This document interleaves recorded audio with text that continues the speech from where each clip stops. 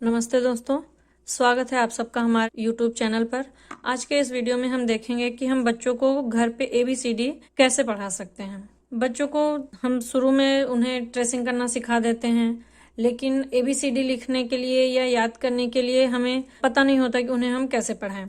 तो उसके लिए हम ये कर सकते हैं कि सबसे पहले उन्हें हमें ABCD याद कराना होगा। ABCD हम उन्हें याद कैसे करा सकते हैं? हम उन्हें राइम्स के थ्रू याद करा सकते हैं। A B C D E F G H I J K L M N O P Q R S T U V W X Y and Z। इस तरीके से जो राइम्स अवेलेबल होती हैं इंटरनेट पे, हम उन्हें बार बार सुना के उन्हें मेमोराइज करा सकते हैं। एक बार जब वो मेमोराइज कर लेंगे, उसके बाद हम उन्हें उस फ्लो में वो याद किए रहते हैं, तो उसे हमें धीरे धीरे उन्हें याद कराना होगा। उसके बाद हम उसे पहचानना सिखाएंगे। तो आज इस वीडियो में हम यही देखेंगे कि हम ये सब चीजें कैसे कर सकते हैं। तो सबसे पहले हम बच्चों को ABCD से लेके Z तक उन्हें हम पूरा याद करवाएंगे। याद हम राइम्स के थ्रू उन्हें करवा सकते हैं। बच्चे बार बार राइम सुनेंगे, बार बार हम बोलते रहेंगे ABCD, तो वो सुन के याद कर लेते हैं। फिर उसके बाद जब वो एक फ्लो में A to Z याद कर लेंगे, उसके बाद हमें उन्हें धीरे धीरे बोलने सिखाना होगा कि ABC इस तरीके से। तो उसके लिए हम उन्हें फिर धीरे धीरे सिखाना स्टार्ट करेंगे। अब एक बार में हम उन्हें पूरा A to Z नहीं सिखाएंगे, क्योंकि ये उनके लिए हेक्टिक हो जाएगा। इसलिए हम उन्हें थोड़े थोड़े पार्ट में उन्हें सिखाएंगे। जैसे अगर बच्चा जल्दी नहीं सीख पा रहा है, तो उसे स्टार्टिंग में ABCD सिर्फ 4 लेटर्स ही सिखाएंगे, जिससे आगे चल के वो पूरा धीरे धीरे याद कर ले। पहले फर्स्ट डे ABCD तक हमने सिखाया, फिर उसे जब ABCD याद हो जाए, फिर उसे आगे के लेटर्स EFGH ऐसे सिखाइए। इस तरीके से हमें पार्ट्स में डिवाइड करके 26 लेटर्स बच्चों को याद कराने होंगे। फिर जब बच्चे एक बार याद कर लें, फिर उसके बाद हमें बच्चों को याद कराने के लिए हम इस तरीके के जो उनके टॉयज आते हैं, ये सब भी यूज कर सकते हैं। कि बच्चों को कह दें कि आप लगाइए कि ABCD किस फॉर्मेट में होते हैं, किस सीक्वेंस में आते हैं। तो वो इस तरीके से लगाएंगे कि पहले A आएगा, फिर B, फिर C, फिर D, फिर E, F, इस तरीके से। एक तो ये टॉयज के थ्रू उन्हें हम याद करवा सकते हैं। दूसरा, इस तरीके के जो उनके पजल मैट्स आते हैं ABCD के, इसके थ्रू भी हम याद करवा सकते हैं। ये एज इट इज इस टॉयज के थ्रू ही हो गया। इसके बाद और हम उन्हें फ्लैश कार्ड्स के थ्रू भी ABCD रिकॉग्नाइज करवा सकते हैं, याद करवा सकते हैं। मार्केट में बहुत सारे फ्लैश कार्ड्स अवेलेबल होते हैं। आप चाहे तो घर पे भी बना सकते हैं। ये मैंने घर पे ही ABCD का फ्लैश कार्ड अपनी बेटी के लिए बनाया था। तो आप इस तरीके से भी फ्लैश कार्ड डिफरेंट कलर्स का भी यूज करके बना सकते हैं, जिससे उन्हें कलर्स में देखने में भी अट्रैक्टिव लगेगा और डिफरेंट कलर्स के बारे में भी वो सीख सकते हैं। तो इस तरीके से आप घर पे फ्लैश कार्ड बनाइए।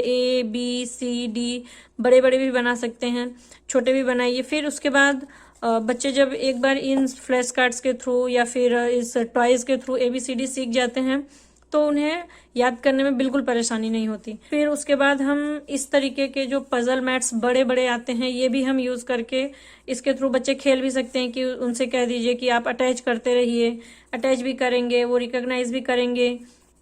फिर उसके बाद आप इस तरीके का इसका निकाल के भी उन्हें फिर से सीक्वेंस में लगाने के लिए भी कह सकते हैं। इस तरीके से भी प्ले वे में, फन वे में बच्चे ABCD सीख जाएंगे। फिर उसके बाद हम उनके लिए इस टाइप के जो बोर्ड बुक्स आती हैं, जिसपे बड़े बड़े पिक्चर्स बने होते हैं, अल्फाबेट्स के ले सकते हैं। जिसपे A for Apple, A for aeroplane इस तरीके का हो, B फॉर बैट इस तरीके का हो, वो भी हम फ्लैश कार्ड्स के थ्रू भी बच्चों को पिक्चर दिखा दिखा के बार बार याद करवा सकते हैं कि ABCD किस सीक्वेंस में होता है। उसी तरीके से हम उन्हें इस तरीके की जो बुक्स आती हैं, बुक्स के थ्रू भी पढ़ा सकते हैं विथ पिक्चर्स की। A for Apple, B for ball, इससे भी बच्चे बहुत जल्दी रिकॉग्नाइज करते हैं और बहुत जल्दी ABCD लर्न कर लेते हैं, क्योंकि बार बार वो पिक्चर्स देखते रहते हैं। तो पिक्चर्स उनके दिमाग में ऑलरेडी रहते हैं, तो फिर वो रिलेट कर पाते हैं कि एप्पल है, एप्पल A से आ रहा है, तो A फॉर एप्पल होगा, B फॉर बॉल होगा। तो हम इस तरीके से भी बच्चों को पढ़ा सकते हैं कि ABCD वो सीख जाएं। जब इससे ABCD बच्चे एक बार सीख जाते हैं तो फिर हम उन्हें लिखवा के भी याद करवा सकते हैं और उन्हें और अच्छे तरीके से याद करवा सकते हैं। उसके लिए पहले हमें क्या करना होगा कि राइटिंग करवाने के पहले उन्हें हमें standing line, sleeping line, slanted line, ये सब हमें करवाना होता है। कर्व्स के बारे में भी हमें उन्हें ट्रेस करवाना होता है।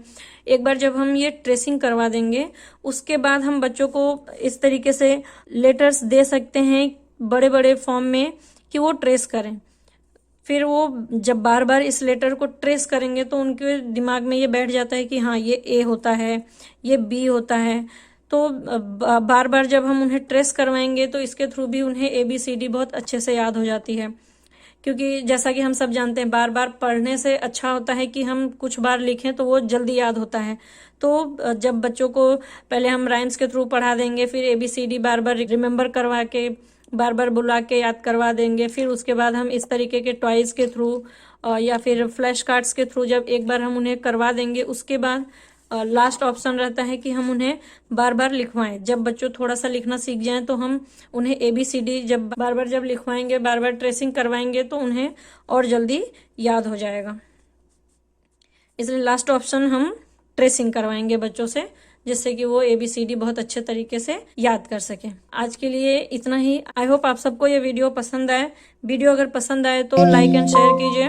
चैनल को सब्सक्राइब करके बेल आइकन दबाना ना भूलें, जिससे आगे आने वाले वीडियो के अपडेट्स आप सबको मिलते रहें। बेटू, आपको ABCD पहचानने आता है? हाँ। चलो मम्मा को दो G, R, अब दो U,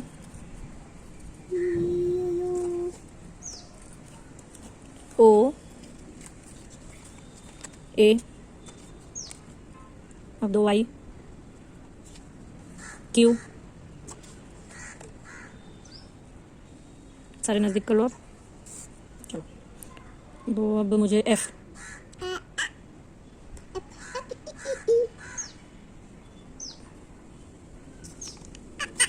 S, L,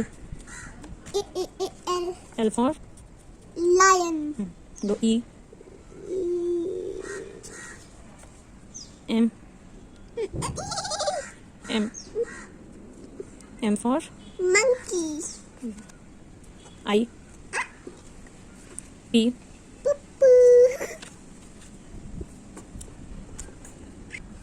मामा को तो B, Z, Z means Dead. Jibba. V, Bibi. J, J for Jug. अब दो मामा को आप K for very good. Thank you. Thanks for watching.